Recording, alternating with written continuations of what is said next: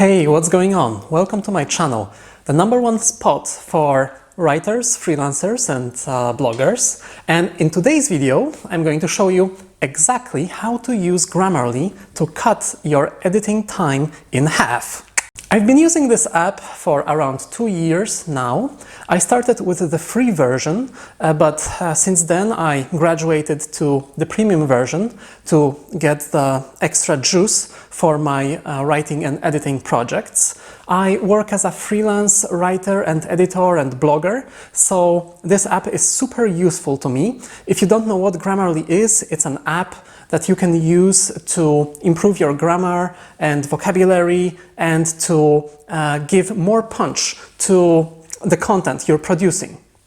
In a moment, I'm going to take you step by step and show you exactly how I use it every day to boost my productivity and achieve better results with my content. Are you ready? Let's do it! The #1 tip I can give you is that now with Grammarly you can use the rich text formatting. So in the past, if you pasted anything into the Grammarly editor, it would lose its formatting. So then it would be just plain text. But now you can use rich text formatting, so you can move your copy between different apps without losing your formatting, which is really great. The second tip is that now you can use Grammarly on all devices and across all platforms.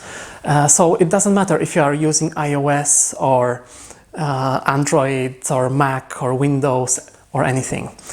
You can find the right version of Grammarly and install it on your device. So most of the time I'm editing all of my content on my desktop computer, which is right here, because it's much faster. But sometimes when I'm on the road, I also have the Grammarly keyboard installed on my tablet. The third tip I can give you is that you should enable the move to the next alert feature in Grammarly. It will save you so much time. You just have to go into the settings and enable it, but then once you do, it will automatically jump to the next alert that the app will give you, so you don't have to do it on your own. Believe me, during the next few months of editing or working with written content, it's going to save you a lot of time.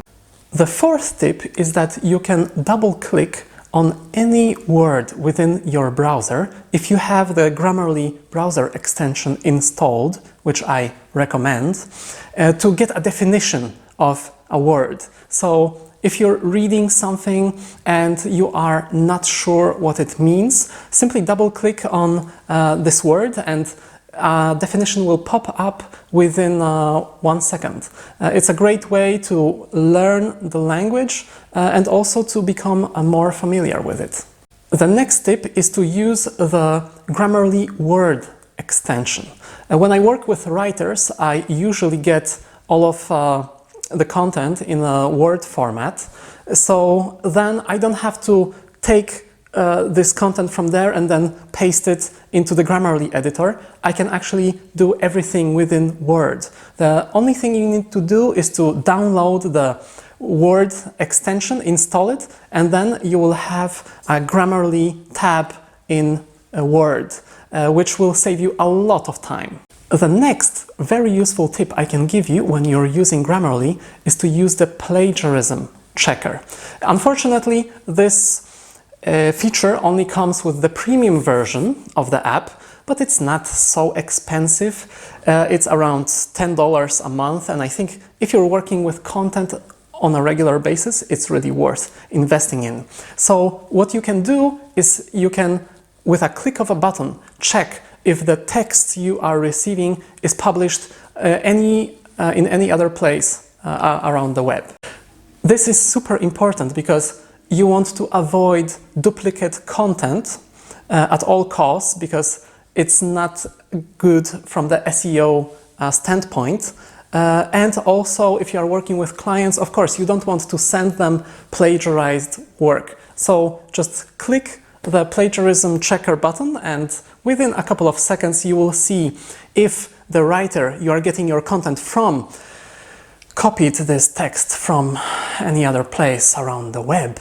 The seventh tip I can give you is that you should choose your language preference in Grammarly.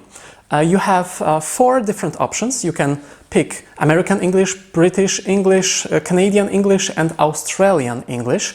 This is super important, especially if you're working with writers from different parts of the world and publishing content on websites from different parts of the world, because you don't want to publish an article in British English on an American website. So go into the settings and always make sure that your language preference is set up properly, so then you will get the right recommendations from the app. The next tip I can give you, and it's something that not a lot of Grammarly users know about, is to create your own personal dictionary. This is helpful, especially if you work in a specific industry and there's a lot of jargon there. You can add these words, these specific words, to your dictionary so that Grammarly will not underline them and just treat them as normal words. This is going to save you a lot of time. Another great feature of Grammarly is that you can set goals and score for the text you are working on.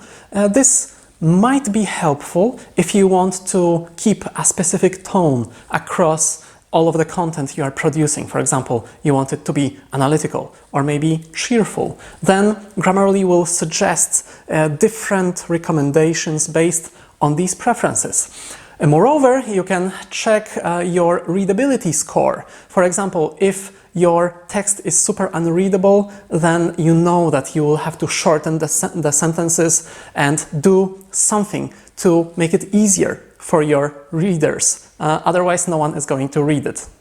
Last but not least, you should definitely install the Grammarly browser extension. This will enable you to get all the benefits of Grammarly within your browser. So, for example, if you are writing emails, messages on social media, or even writing blog posts, then Grammarly will give you suggestions in real time. So then you will never send an email with that embarrassing grammar mistake again. I hope that you enjoyed this video and you got a lot of value out of it. I'm going to be producing more videos like this in the future, so if you liked it, please hit the like button and subscribe to my channel. Next time I'm going to talk also about topics related to writing, editing and blogging, so make sure you hit that notification button so you don't miss out on that. I'm an affiliate for Grammarly, so I will leave the link in the description. So if you want to sign up, if you still don't have a Grammarly account, you can do it there and then I will receive a small commission. I hope that's completely fine with you. And with that, I will leave you, and good luck with all your content in the future.